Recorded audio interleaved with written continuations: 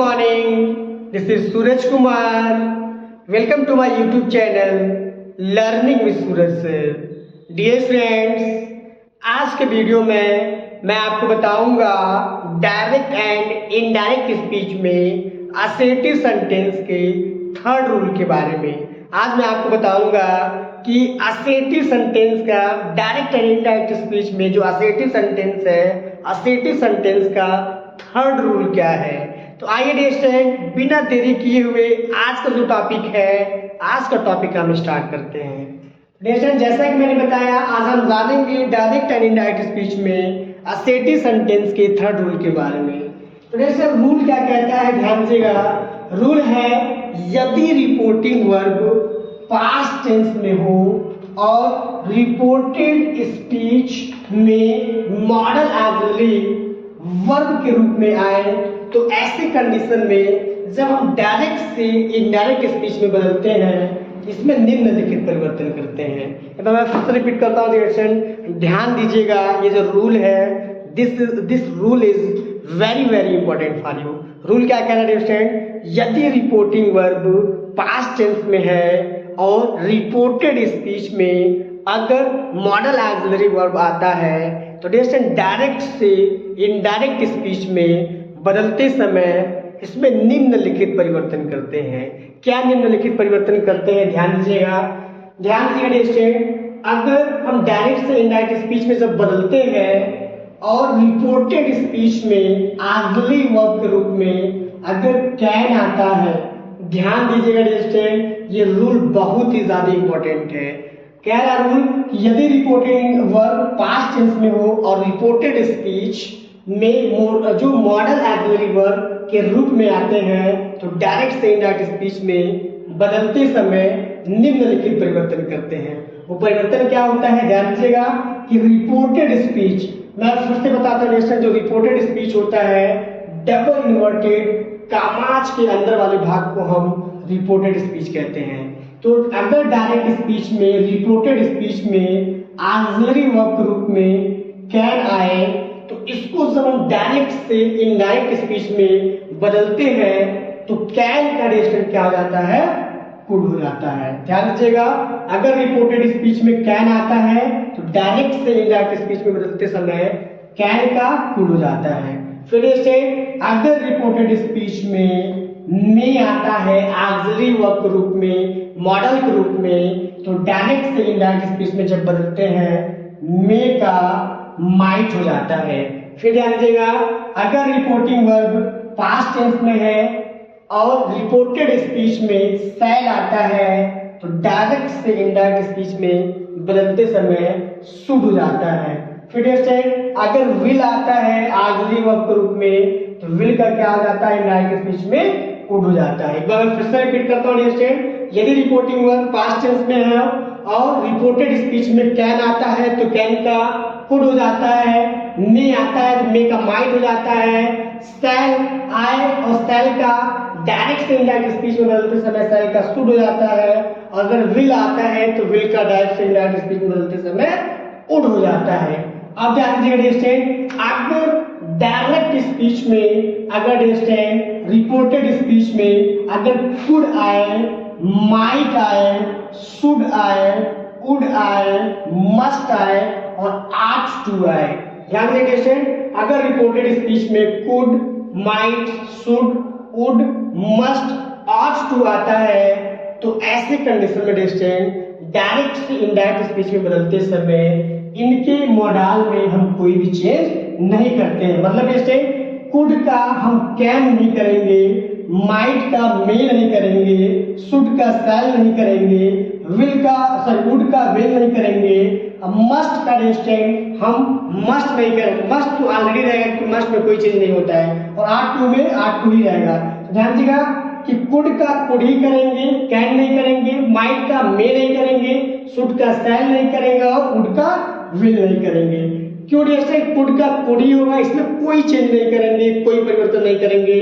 Could का could he होगा, might का माइट ही होगा, शुड का शुड ही होगा, उड का उड ही होगा, और मस्ट आर टू में भी कोई परिवर्तन नहीं करते हैं। तो जैसे मैं उम्मीद करता हूँ ये जो असर्टिव सेंटेंस का जो थर्ड रूल है, आपको बहुत ही अच्छे से आपको समझ में आ गया होगा। अब जैसे इसी रूल की सहायता से हम सीखेंगे कि किस तरीके से बहुत ही आसानी से इस रूल के जरिए हम डायरेक्ट से इनडायरेक्ट स्पीच में बदल लेते हैं। अब एग्जाम्पल देकर जैसे एग्जाम्पल के थ्रू हम सीखेंगे कि किस तरीके से इस रूल के जरिए हम बहुत ही आसानी से डायरेक्ट से इनडायरेक्ट स्पीच में कन्वर्ट कर लिए हैं। पहला एग्जाम्पल है, ही said I can play cricket।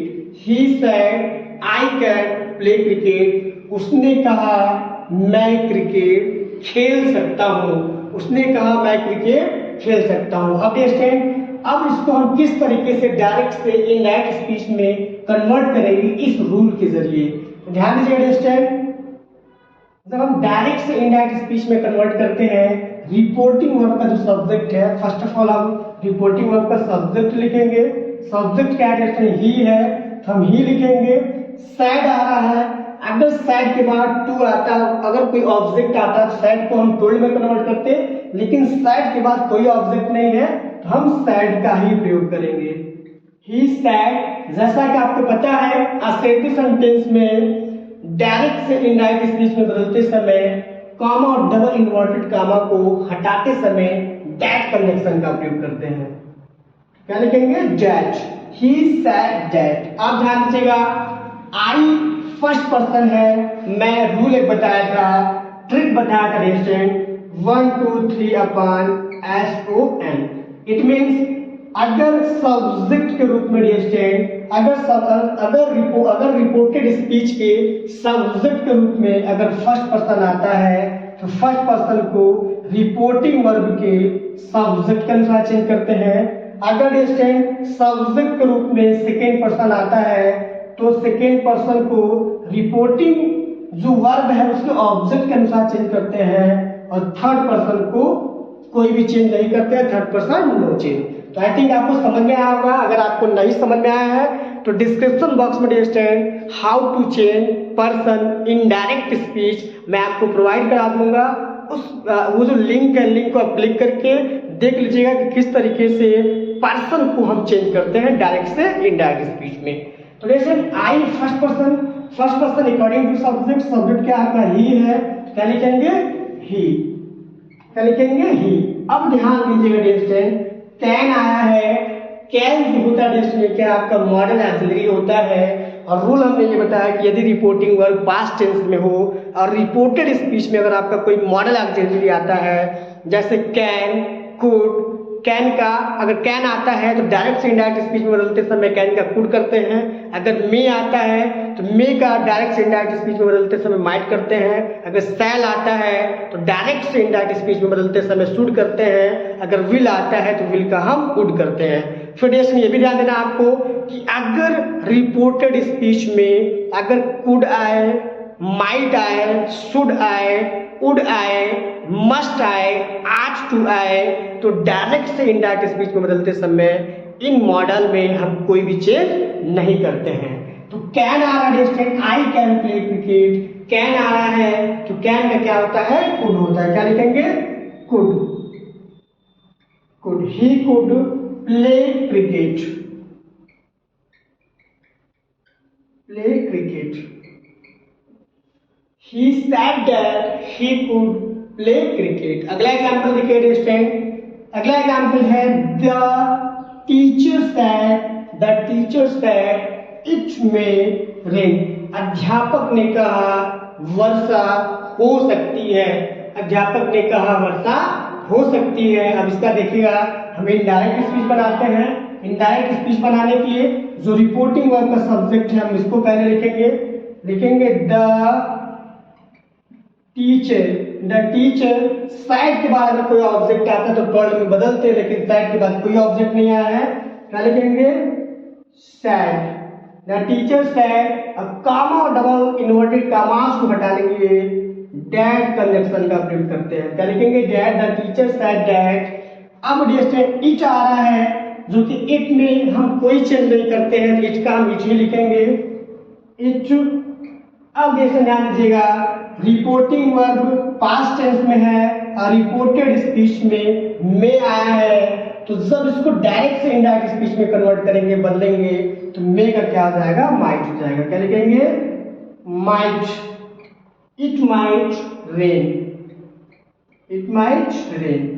The teacher said that it might rain. मैं उम्मीद करता हूँ स्टूडेंट जो थर्ड रूल है डायरेक्ट एंड इनडायरेक्ट स्पीच में एसेटिव सेंटेंस का जो थर्ड रूल है आपको बहुत ही अच्छे से समझ में आ रहा होगा, और मैं उम्मीद कर रहा हूँ स्टूडेंट आप इस चीज को, ये जो रूल है, इस रूल को रट नहीं रहे होंगे, बल्कि इस कॉन्सेप्ट को आप स्टेप बाय स्टेप समझ रहे होंगे। अगला एग्जांपल देखिएगा। अगला एग्जांपल है he said to me, I shall go to school. He said to me, उसने मुझसे कहा, I shall go to school, मैं विद्यालय जाऊंगा।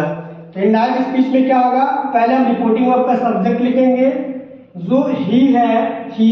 अब देखिएगा said to के बाद क्या है, ऑब्जेक्ट आ रहा है।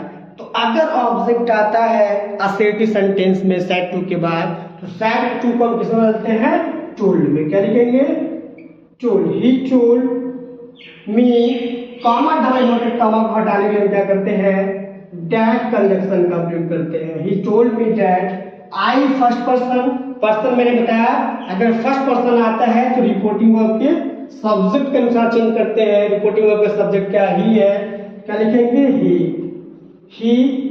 अब डिवीजन ध्यान दीजिएगा, सेल क्या है, आपका मॉडल है, मोडाल से डिवीजन। और रूल क्या कहता है कि यदि रिपोर्टिंग वर्ब पास्ट टेंस में है और रिपोर्टेड स्पीच में अगर मोडाल आता है, मोडाल ग्रुप में अगर सेल आता है, तो सेल का क्या हो जाएगा, शुड हो जाता है। लेकिन जैसे यहाँ ही है तो हम क्या करेंगे, यहाँ शुड का प्रयोग नहीं करेंगे, बल्कि हम क्या करेंगे, स्टूडेंट वुड का प्रयोग करेंगे। क्योंकि अगर आई भी रहता तो हम शुड का प्रयोग करते हैं। यहाँ ध्यान देना स्टूडेंट, यहाँ वुड का भी प्रयोग करेंगे और शुड का भी प्रयोग कर सकते हैं, क्योंकि ये एज ए मोडाल ग्रुप में यूज हो रहा है। तो यहाँ क्या करेंगे, शुड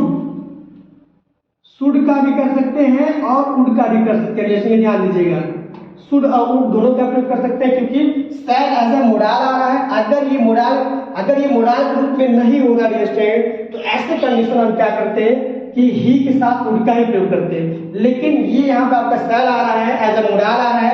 अगर मोडाल की दृष्टि से देखेंगे तो हम क्या करेंगे स्टूडेंट, क्या करेंगे, शुड का प्रयोग करेंगे। अगर as a future indefinite tense का जो ऑक्सिलरी वर्ब है उसके रूप में देखेंगे तो हम यहाँ क्या करेंगे, वुड का प्रयोग करेंगे। बेसिकली जो आपको प्रेफरेंस देंगे उसको देंगे, ही के साथ वुड का प्रयोग करेंगे। तो क्या होगा, जैसे he told me that he would go to school, he would go to school। ये ध्यान देना स्टूडेंट, क्योंकि ही के साथ अगर सेल है, तो अगर मोडाल ग्रुप में अगर आप ले रहे हैं तो ही के साथ शुड का प्रयोग कर सकते हैं, क्योंकि shall as a modal use किया गया है। अगर डेस्टेन आप एज ए मोडाल नहीं लेते हैं, फ्यूचर इंडेफिनिट टेंस का अगर आप ऑक्सिलरी वर्ब लेते हैं, तो ही के साथ डेस्टेन वुड का ही प्रयोग होगा, ना कि शुड का प्रयोग होगा। मैं बार-बार इस चीज को समझा रहा हूं डेस्टेन, ऐसा मत कहिएगा कि ही के साथ शुड का ही प्रयोग होता है। तो ही के साथ हम वुड का ही प्रयोग कर सकते हैं और शुड का भी प्रयोग कर सकते हैं। अगला एग्जांपल देखिएगा। अगला एग्जांपल है, Mohan said to me, Mohan ने मुझसे कहा, you will write a letter, Mohan ने मुझसे कहा तुम एक पत्र लिखोगे। अब इसका इनडायरेक्ट स्पीच क्या होगा स्टूडेंट, रिपोर्टिंग वर्ब का जो सब्जेक्ट है क्या है, मोहन है। क्या लिखेंगे, मोहन सेड के बाद ऑब्जेक्ट आ रहा है टू मी, तो सेड टू को हम किसमें कन्वर्ट करेंगे, टोल्ड में। मोहन टोल्ड मी, कॉमा डबल नोटेड कॉमा को हटाने के लिए हम क्या करेंगे, दैट का प्रयोग करेंगे। Mohan told me that, use second person according to object क्या है, आपका मी है। और हमेशा ध्यान देना है कि अगर सब्जेक्ट है तो सब्जेक्ट के अनुसार ही हम चेंज करेंगे, सब्जेक्ट ही लिखेंगे। अगर ऑब्जेक्ट आता है तो ऑब्जेक्ट के अनुसार ही हम चेंज करेंगे। अगर पजेसिव आता है तो पजेसिव के रूप में चेंज करेंगे। तो यू एज अ सब्जेक्ट में यूज हुआ है, तो मी का सब्जेक्ट क्या होगा, आपका आई होगा। क्या लिखेंगे, आई। अब आई के साथ क्या करेंगे स्टूडेंट, आई के साथ हम अगर will as a modal use हुआ है तो वुड का उपयोग कर सकते हैं और शुड का उपयोग कर सकते हैं। तो आई वी के साथ बेसिकली अगर फ्यूचर तक हम जाते हैं, फ्यूचर इंडेफिनिट टेंस में क्या होता है, आई वी के साथ सेल का प्रयोग होता है। और आई वी के अलावा अगर आई वी आता है, आई वी के अलावा कोई दूसरा सब्जेक्ट आता है, तो आई वी के अलावा दूसरे सब्जेक्ट के साथ हम विल का प्रयोग करते हैं। तो विल आ रहा है और यहाँ पे आई है, तो आई के साथ हम क्या करेंगे, शुड का उपयोग करेंगे। ध्यान से दोस्तों, यहाँ शुड का उपयोग कर सकते हैं और वुड का उपयोग कर सकते हैं, क्योंकि यहाँ विल एज ए मोडाल मैंने यूज किया है। तो Mohan told me that I should write a letter, write a letter. Mohan told me that I should write a letter. अगला एग्जांपल लिखिएगा, she said to me I could solve this question. She said to me, उसने मुझसे कहा मैं इस प्रश्न को हल कर सकता था। इसका इंडायरेक्ट स्पीच क्या होगा, सी लिखेंगे, सी सैड टू के बाद ऑब्जेक्ट आ रहा है, सैड टू को हम टोल्ड में कन्वर्ट करेंगे, टोल्ड में कन्वर्ट करेंगे, डिस्टेंस क्या लिखेंगे, सी टोल्ड मी, कॉमा और डबल इन्वर्टेड कॉमास को हटाने के लिए डैट कन्वेंशन का उपयोग करते हैं, क्या लिखेंगे, that. She told me that I first person according to subject, subject क्या आपका सी है, क्या लिखेंगे, सी। अब देखिए यहाँ पर कुड आ रहा है, और रूल हमने क्या बताया है कि यदि रिपोर्टिंग वर्ब पास्ट टेंस में है और रिपोर्टेड स्पीच में अगर कुड आता है, शुड आता है, मस्ट आता है, आट टू आता है, इनमें हम कोई परिवर्तन नहीं करते हैं। ऐसा मत करिएगा जैसे कुड का कैन कर दीजिएगा, शुड का विल शैल कर दीजिएगा, विल का वुड का विल कर दीजिएगा, ऐसा नहीं करना है। Should, would, could, might, must, ought to आता है, इसमें हम कोई परिवर्तन नहीं करते। देखिए हमने क्या लिखा है, नो चेंज, कोई बदलाव नहीं करते हैं। तो she told me that, she could का हम कुड ही लिखेंगे, कुड सॉल्व दिस है, ये क्या है, नियरेस्ट वर्ड है। जब हम डायरेक्ट से इनडायरेक्ट स्पीच में कन्वर्ट करते हैं तो दिस का क्या होता है, डैट होता है। अगर आपने नियरेस्ट वर्ड वाला जो सेशन है, जो वीडियो अगर आपने नहीं देखा है, डिस्क्रिप्शन बॉक्स में डियर जो उसका लिंक है, लिंक मैं प्रोवाइड करा दूंगा, उसको जरूर देख लीजिएगा डियर। तो दिस का क्या होता है, डैट होता है, क्या लिखेंगे, डैट क्वेश्चन, डैट क्वेश्चन। अगला एग्जांपल लिखिएगा, अगला एग्जांपल है, he said to me it might rain yesterday, उसने मुझसे कहा कल वर्षा हो सकती थी। तो डियर अब इसका इनडायरेक्ट स्पीच बनाते हैं।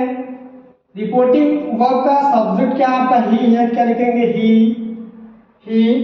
सैड टू के बाद ऑब्जेक्ट आ रहा है, आपको पता है कि अगर ऑब्जेक्ट आता है सैड टू को हम टोल्ड में कन्वर्ट करते हैं, क्या लिखेंगे, टोल्ड। ही टोल्ड मी, अब डबल इन्वर्टेड कामा है, कॉमा है, तो कॉमा और डबल इन्वर्टेड कॉमास को हटाने के लिए दैट कंजंक्शन का उपयोग करेंगे। He told me that it might क्या है जैसे, क्या है कि रिपोर्टिंग वर्ब पास्ट में है और रिपोर्टेड स्पीच में माइट आ रहा है, तो माइट में हम कोई चेंज नहीं करेंगे, क्या लिखेंगे, it might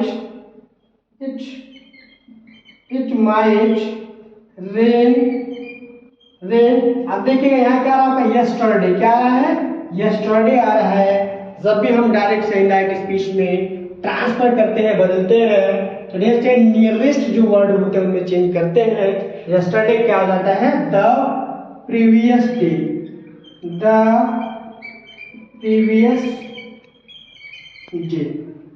He told me that it might rain the previous day।